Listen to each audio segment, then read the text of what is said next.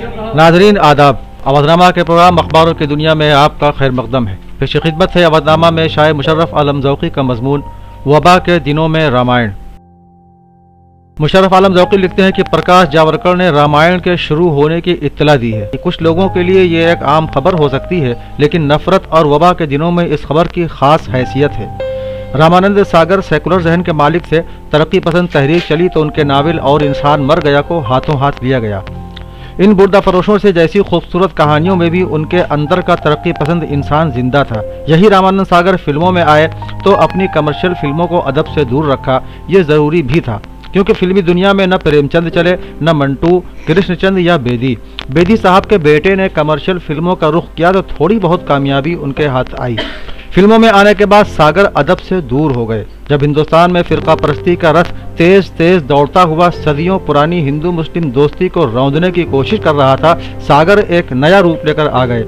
मुमकिन है कुछ लोग इस बात की मिसाल दें कि तक़सीम का हादसा पहले ही इस मिल्लत को जख्मी कर चुका था, लेकिन ये हकीकत नहीं है। फसादात होते रहे, ये सच है। तक़सीम का असर काफ़ी दिनों तक रहा, ये भी सच है। लेकिन एक सच और भी है कि पुरानी तहजीब जिंदा थी और फसादात के बावजूद दिलों का मामला मुख्तलिफ था। हिंदू और मुस्लिम भाई भाई की तरह रहते थे, बल्कि अब भी रहते हैं। मज़मूम कोशिशों के बावजूद हकीकत यही है, इससे इनकार मुमकिन नहीं।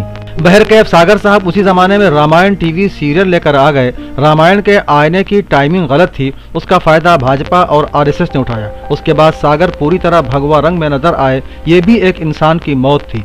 बाबरी मस्जिद शहादत में भी रामायण का किरदार हावी रहा। हिंदुत्व को सबसे ज्यादा फरोग की वजह यही सीरियल साबित हुआ। आजकल हिंदुत्व पर मबनी फिल्मों की तादाद में इजाफा होने लगा है। भंसाली ने जब बाजीराव पेशवा और पद्मावत बनाई, मुझे रामसागर की याद आई। ये फिल्में भी आरएसएस के मैनिफेस्टो को सपोर्ट करती नजर आती हैं। इस फिल्म के कई मनाजिर ऐसे हैं जहां हिंदुत्व के फलसफे को अहमियत दी गई। पेशवा फिल्म के प्रमोशन में ये बात कही गई कि कैसे पेशवा ने मुगलों को मात दी। राजा महाराजा और बादशाहों की कहानियों में शिकस्त और फतह के सिलसिले हमेशा चले, कभी किसी के फतह किसी की शिकस्त। लेकिन रामायण ने जहां हिंदू मैथोलॉजी के सहारे गलत टाइमिंग के साथ हिंदुत्व के जज्बे को बेदार करने का काम किया, भंसाली जैसे फिल्मकार उसी रास्ते से हिंदुत्व पर मबनी फिल्मों को लेकर आ गए और आरएसएस ने आसानी से इन कहानियों को प्रमोट किया। एक कमजोर तबका जिसमें अनुराग कश्यप जैसे डायरेक्टर और प्रोड्यूसर हैं, ये लोग आवाज तो उठाते हैं, फिर खाइफ होकर माफी भी मांग लेते हैं। फिल्म सेंसर बोर्ड जैसी तमाम जगहों पर चुन चुन कर भगवा ब्रिगेड को रखा गया है, जिनकी दलीलों के आगे हर दलील कमजोर और नाकाम। अनुपम खेर, परेश रावल, किरण खेर जैसे अदाकार जो कल तक हमारी रोजमर्रा की जिंदगी का हिस्सा थे, जो फिल्म की कहानी में हमारे लिए इंसानियत की बका के लिए आवाज बुलंद करते थे, आज आरएसएस के निज़ाम का हिस्सा है। क्या इस निज़ाम में अर्धसत्य, आक्रोश, वेडनेसडे, ब्लैक फ्राइडे, प्रजान्या जैसी फिल्मों की नुमाइश मुमकिन है? सवाल ही नहीं उठता। जब कोरोना वायरस अजाब की शक्ल में नाजिल हुआ है, रामायण का प्रमोशन सोचे समझे मंसूबे का हिस्सा भी हो सकता है। भंसाली की फिल्म पद्मावत को याद कीजिए। पद्मावत का पहला मंजर ही भंसाली और आरएसएस के नजरिए को बेनकाब करने के लिए काफी है। अदाकार रजा मुराद पूछते हैं, अलाउद्दीन कहाँ है? एक खिदमतगार अंदर जाता है तो अलाउद्दीन दरिंदगी के साथ एक लड़की की इस्मत लूटता हुआ नजर आता है। खिदमतगार कहता है, तुम्हारी शादी है, आज तो ये काम न करो। सवाल है, भंसाली ने तारीख की किस किताब से इस्तिफादा किया? मंगोलों की दहशतगर्दी से हिंदुस्तान का तहफ़्फ़ुज़ करने वाले खिलजी का यह फर्जी चेहरा दिखाने की जरूरत क्यों महसूस की?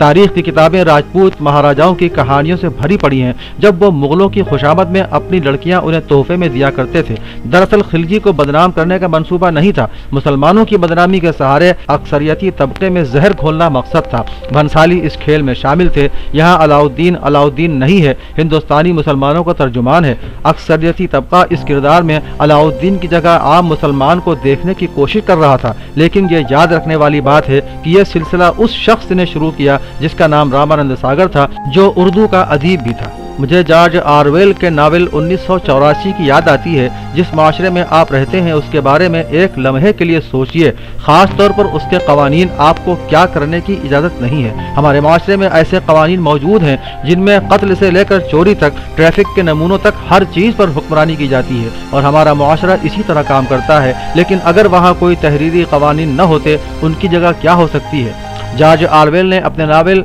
1984 में इस ख्याल को पेश किया है। और रावेल ने एक डिस्टोपियन या एक नापसंदीदा या खौफनाक माशरे की तश्कील की है जहाँ कोई तहरीरी कवानीन मौजूद नहीं है, लेकिन हर किसी को थॉट पुलिस के जरिए सख्त कंट्रोल में रखा गया है। माशरे की अपनी सरकार है, उन्हें थिंक पोल कहते हैं।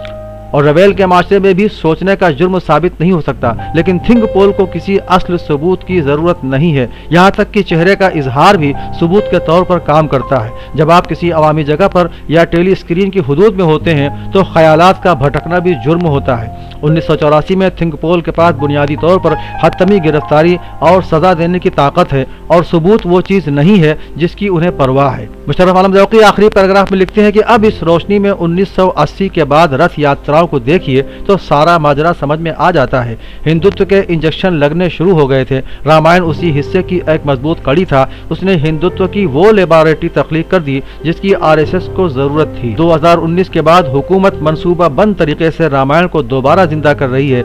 एक डिस्टोपियन या एक नापसंदीदा या खौफनाक मुआशरे में आप जीने के लिए मजबूर किए गए हैं। यहाँ भी थिंक पोल है जो आप पर नजर रख रही है, और इस थिंक पोल को दलीलों की जरूरत नहीं है।